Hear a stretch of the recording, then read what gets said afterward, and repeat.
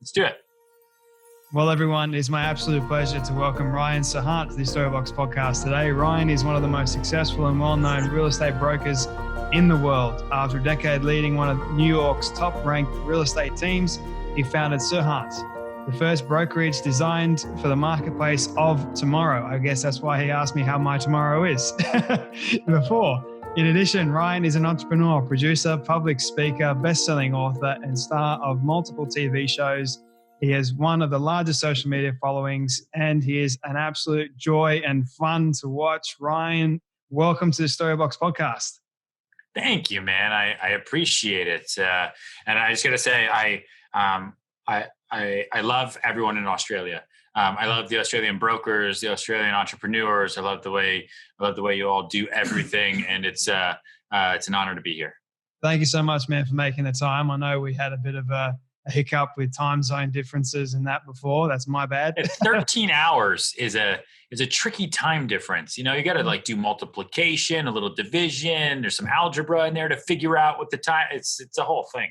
Tell me about it, man. I was stressing out the other day, to be honest with you, because I missed it. And it was my bad. And I'm like, no. No, it was our bad. You wrote in there the right time. That was our fault. No, man.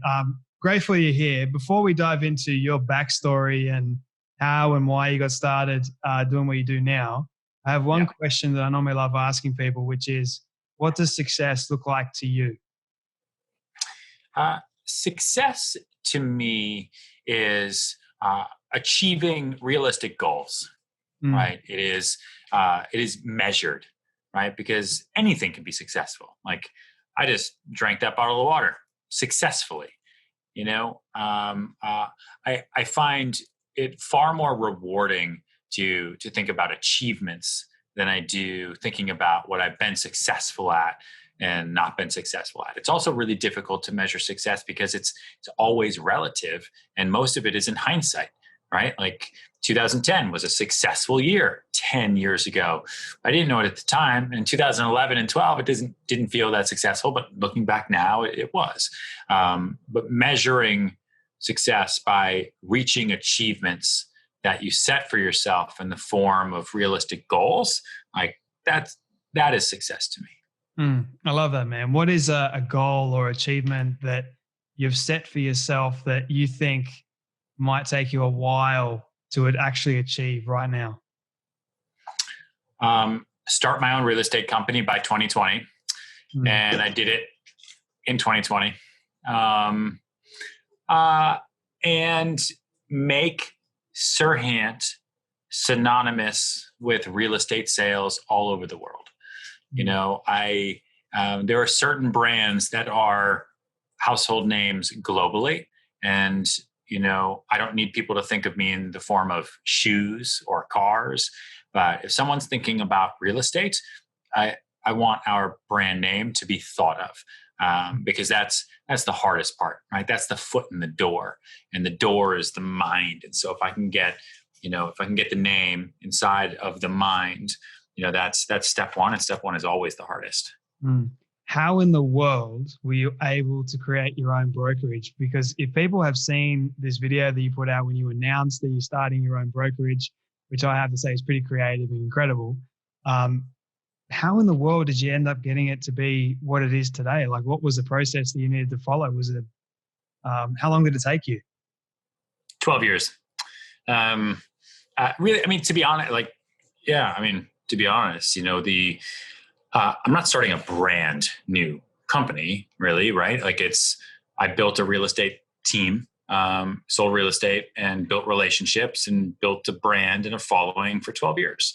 And I'm now taking that and I kind of rebranded it, you know, new graphics, new logos, new websites, all that stuff, you know, new business plan, new locations, new systems, new protocols, new legal documents, new insurance, new people. Like there's a lot of new stuff, and all of that was a lot of work. And that all happened this year. So all of that was a heavy undertaking, and we're still doing it.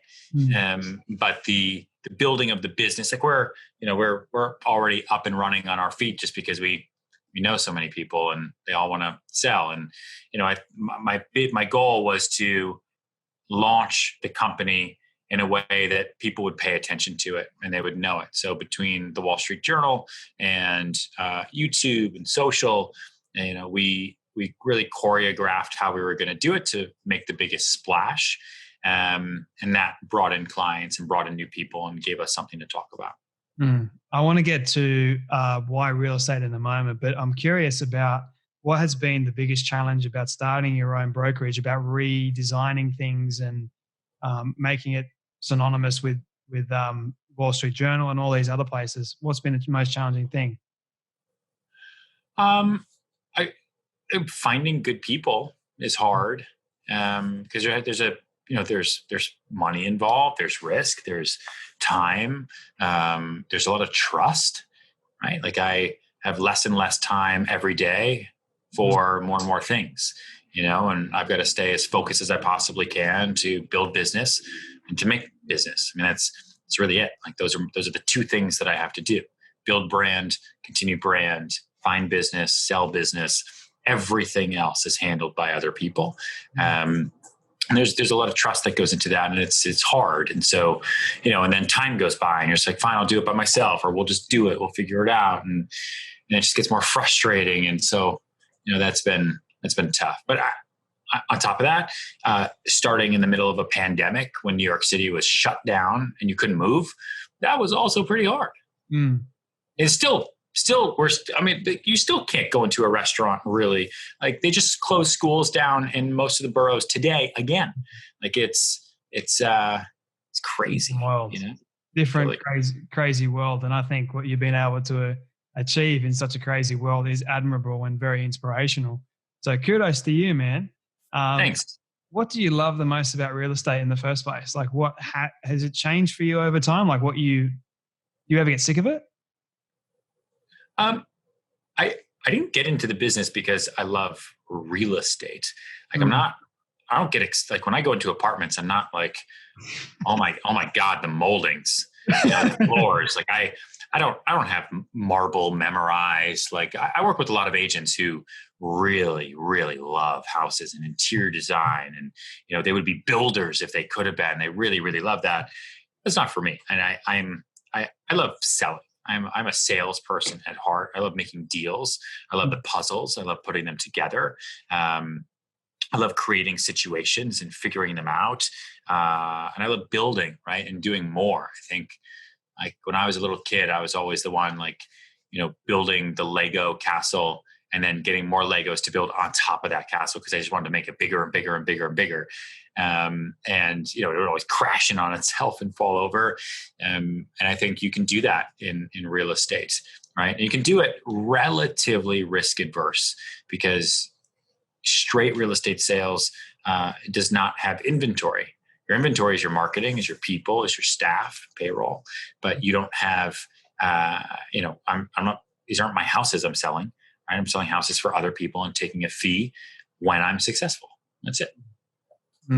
Has there ever been now compared to before, has there ever been a sale that you haven't been able to go through, like push to the finish line? Yeah, like every day. Deals die all the time, especially now. There's fear in the marketplace. There's a volatile political environment that we're in. We've got a presidential election coming up in November that's very insane. There's a lot, right? There's a virus here. There's a lot of people saying that New York is over, which it's not. There's a lot going on. And so it's tricky, right? It's tricky. And so we lose deals all the time. Like there's been days where we've lost $70-80 million in deals in one day. And it's something that sucks. And you just sort of got to get over with it and save what you can, move on to the next one, on to the next one, on to the next one.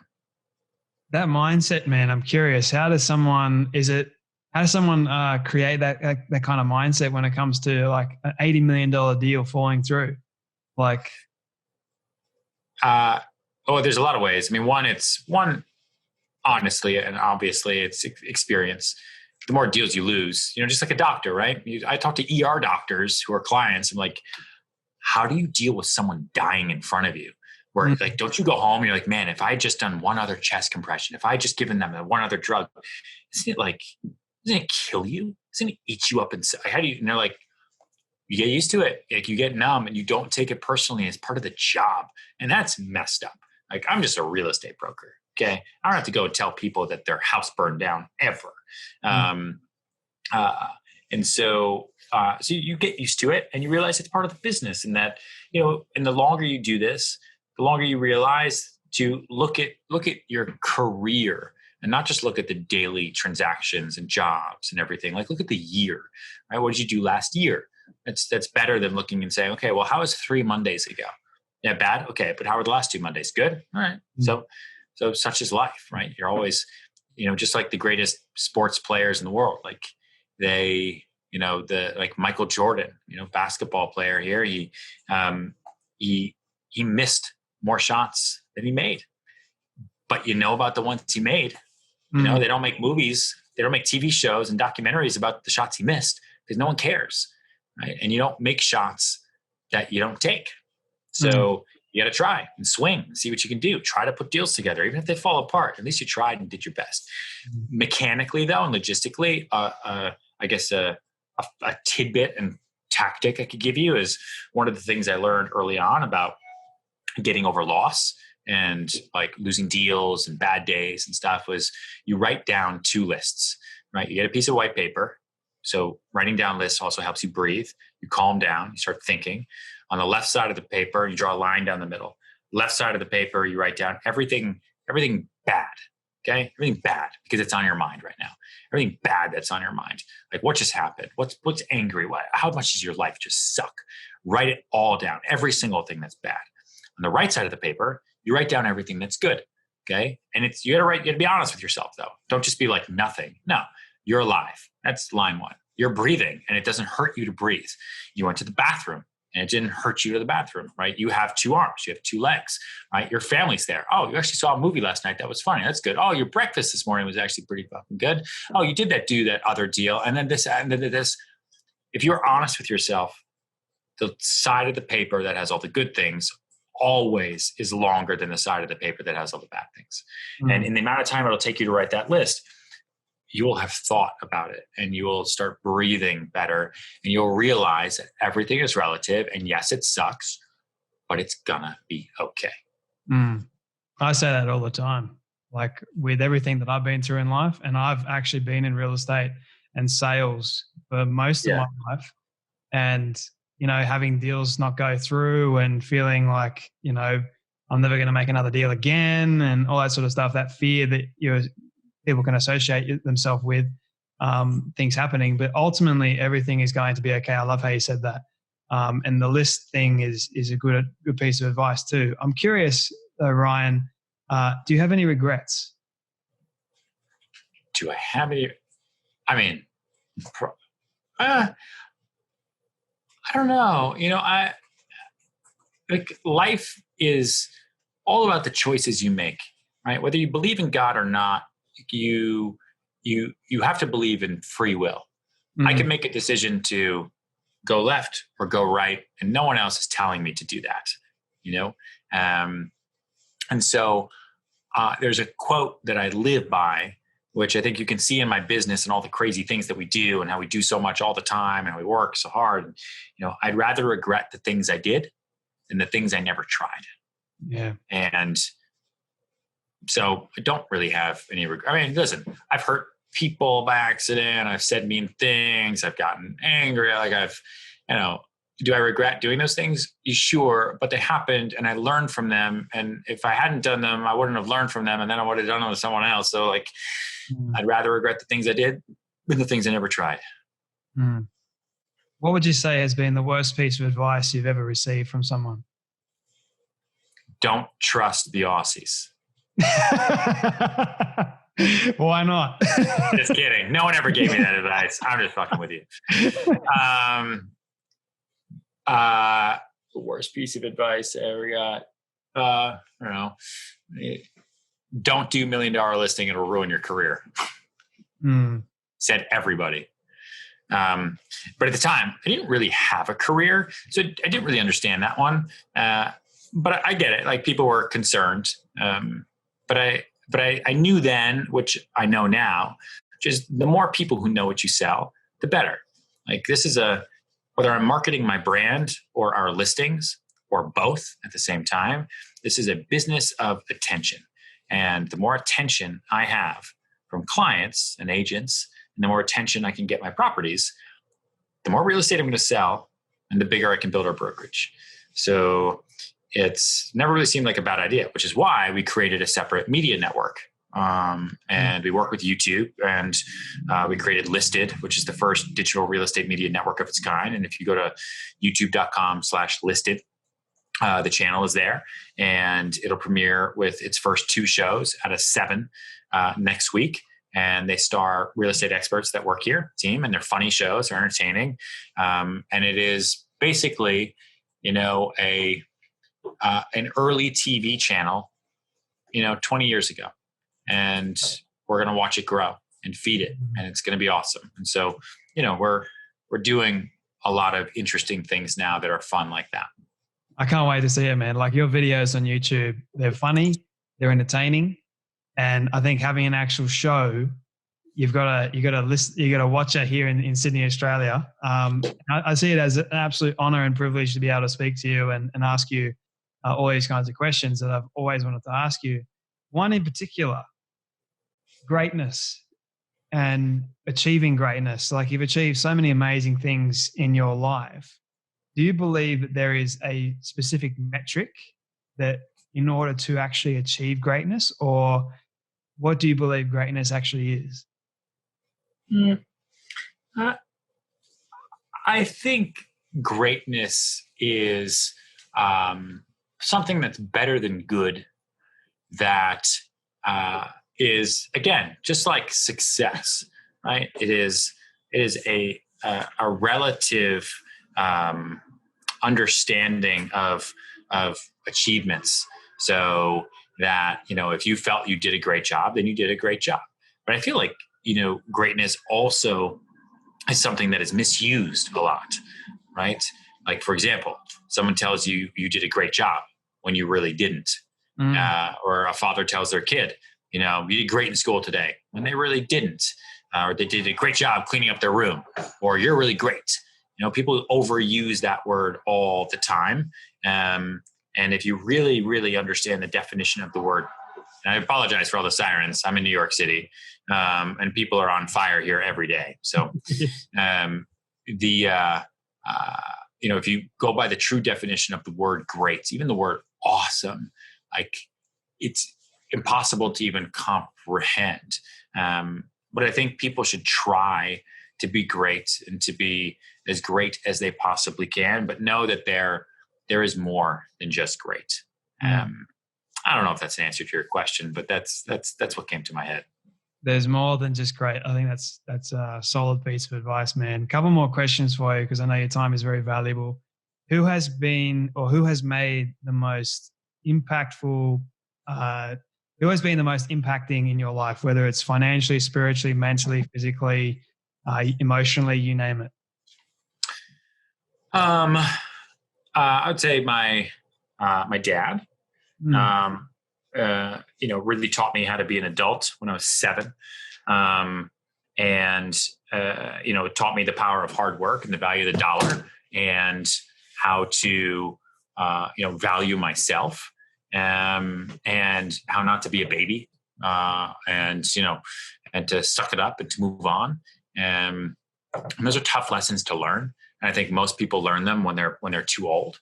And, he forced my brothers and I to learn it when we were really, really young.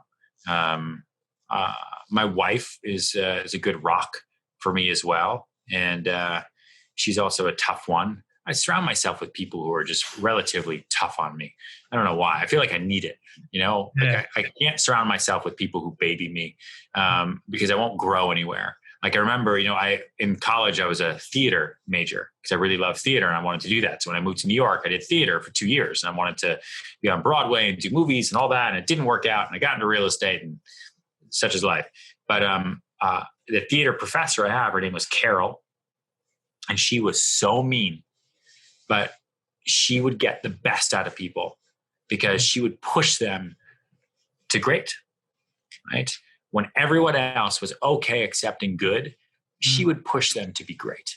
And it was amazing to see what she would do because everyone gets so angry until they realize what they just accomplished, right? Like she just pushed them to cry on stage and they've never been able to act with real tears. She just pushed them to inhabit that character's body so well that they lost themselves in it, like real things that actors, like the best actors can do.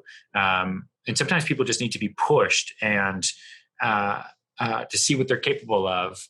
And I think, and she also had a pretty profound effect on my life, especially in like my formative college years when you're an adult, but not yet. You're just told you're an adult by your age. And you're really trying to figure out what you're going to do for the rest of your life.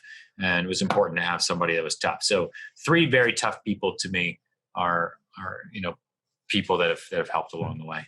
You believe that being tough is the sign of a great leader? I think being tough but fair.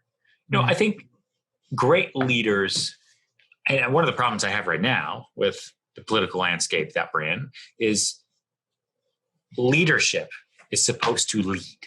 You're supposed to lead by definition. You lead, you make choices. The choices aren't supposed to appease everybody because that's fucking physically impossible. You make decisions, you move forward, and you do what you believe is in the best interest of the people, right? To get us to the best spot. And it's not going to be right for everybody. And you've got to have strong opinions. Maybe your opinions are wrong, and you have to be willing to listen and then change your mind.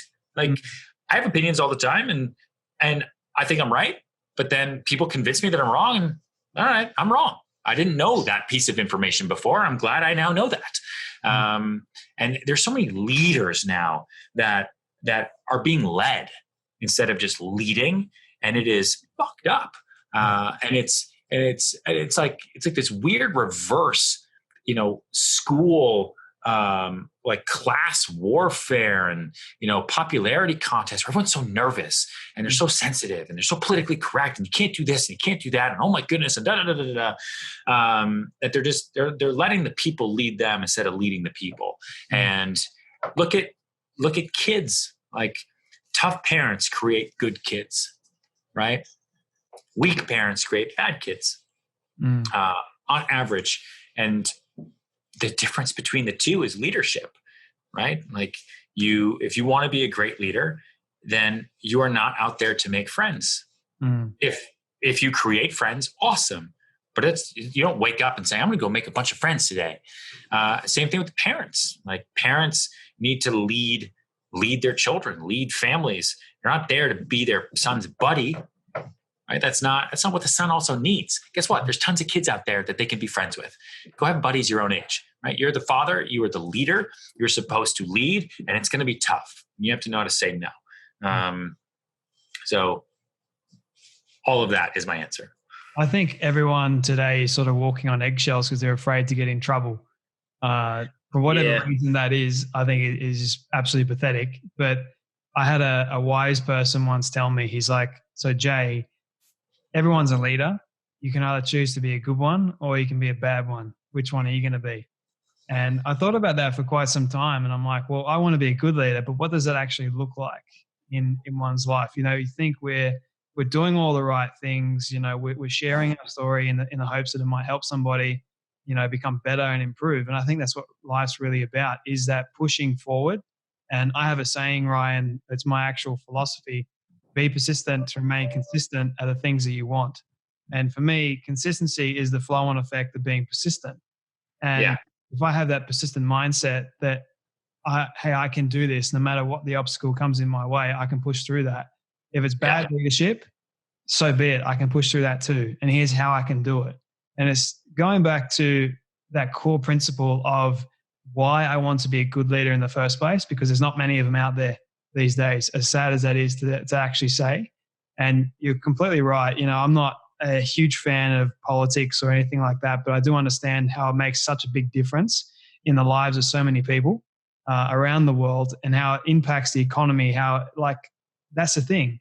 If you're not a good leader, then it doesn't just affect you. It affects others. And the thing is, I think it takes courage to become a good leader, because oftentimes you're going to be pushed down by the majority of people. I think that's what we're seeing a lot in America. Yeah. And listen, and my dad taught me this too, like whether you're leading a team of 1 or 1 million or 350 million, you lead by example. Yeah. Okay. If you want people to work hard, you have to work hard, and you need them to see that, to say, wow, one day I want to grow up to be him or her. And she works really, really hard. And so that way, when you tell people you need to work hard, you're showing them how to do it. You're not just telling them, right? You show. Leading by example is really, really important. I think you can ask anybody that works with me, anyone who has ever worked for me, the one thing that they will tell you, no matter what, is I don't know the most people. I'm not the most connected. I'm not even from New York. I'm not the smartest. Sometimes I say the wrong thing. But I will outwork you until the day you die. I work 7 days a week, right? I'm up at 4 a.m. Like I'm addicted to this job, and I'm addicted to the career, and I'm addicted to the growth. And when you are sleeping, when you are resting, I'm coming for your business. And do not complain until you meet me there, until you match me. And if you can match me, then by all means, right? Then we're on an even playing field. But other than that, like that's been something I can control. And one of my other favorite quotes is like, if you take care of the work takes care of you. And that way you don't focus on money. You don't focus on money. You don't focus on titles. You don't focus on any of that. You just focus on the work. If you do the work by default, work's going to take care of you. And if you do it well, you do it great. Using your word, the work will greatly take care of you. And having an excellent mindset in the work as well. It doesn't have to, like, you can focus on being great as well. But my second philosophy is just being excellent. And that's what I said to you in the very beginning. I'm excellent. Listen, man, don't stress out. Okay. I feel like, you want to be great and excellent all day long. You just like focus on being the best you possibly can be. That's really important. I talk to a lot of people too, who are overly anxious about trying to be something, when you just try to be the best version that you can possibly be and put in the work. And it's a bit healthier. I don't want you to freak out that you didn't have an excellent day. Thanks, man. I appreciate that. Do you even? Do you even? Do you even sell? Do you even have an excellent day? Yeah. 2 more questions for you, if you don't mind. I know I'm probably going over time, but this is my all-time favorite question that I love asking people at the end. So this is my legacy question. You've been able to reach the age of 100, and your friends have put together a film for you of everything you've ever said and everything you've ever done. Don't ask me how in the world they got it. We'll just call it magic. But they've been able to get it and show it to you on your 100th birthday. What do you want that film to say and to show about your life? Oh my God. It'll be super embarrassing and really ridiculous. And I don't know. I just want it to be funny and entertaining. And somebody who worked really hard and then figured out a way to give back as much as possible. And helped others. Like even with, the company, right? Like I get the most joy out of seeing the agents that I work with make more money, increase their lifestyles, go buy their first apartments, buy their homes, get a nicer car, get a better wardrobe. Like if I can show them how to lead the lifestyle that they want to, then that makes me feel great. And the more people, that I can do that for, the better, which is another reason we set up the course, right? The sales course, the Sell It Like Serhant course, is hugely popular and has been a big part of our business in the last year since we set it up. And it's to do just that for people that I can't physically be with. And how do I help other salespeople around the world get to that sales career level of success and greatness and leadership, that they otherwise might not have been able to get to, by being, by listening to the ways that I did it. So maybe that video wouldn't just be me. Maybe it would be all the people that, have somehow used what I put out there to benefit their lifestyle. And that would be cool to see. Love it, man. My final question for you is more of a fun one. but what is the weirdest food combination you've ever tried? What's the weirdest food combination I've ever tried? Weirdest food combination. Probably when I was in Australia. I don't know. There are some animals I didn't even know existed that you guys eat. That is like kangaroo. Yeah, probably kangaroo was something. I don't know. To be honest, man, I'm a pretty simple eater. I don't even the food I eat all day long. It gets delivered to me every single morning, and I just eat what's in the box. That way, I don't have to think about it, and it's simple. It's like simple chicken, simple beef, simple greens, eggs. Like super simple. I don't really get too crazy. Food has never really been that important to me that way. And yeah, so I would say kangaroo in Australia, by far the weirdest thing I've ever eaten. I have to say, it's pretty bad, in my opinion. But Ryan, man, thank you so much for your time, your energy, your kindness, and most importantly, your story. Wish I had more time to unbox a little bit more, but thank you so much for coming on the Storybox podcast. Where can people find you and connect with you? At Ryan Serhant everywhere. The brokerage is serhant.com. My personal website is ryanserhant.com. That's where you can also find the course, all the information, all the books. And then my new book, Big Money Energy, I finished it not too long ago. The manuscript went in yesterday, finally, and it comes out January 21st, but pre-orders are available now. And it's kind of all about what you're talking about now. Like it's my blueprint for a confidence mindset. And it's how to be confident when you're not. And that's tough. And I can give anyone the tools to be successful, right? And to use your word, to win, right? To reach their achievements. But to do it as if you already have the win in your pocket, that takes skill, but you can teach it, right? You can learn it. There's a way to do it, and that's Big Money Energy, and you can pre-order it at bigmoneyenergy.com. Well, Ryan, thank you so much for coming on the Storybox podcast. Thanks, man. Enjoy tomorrow.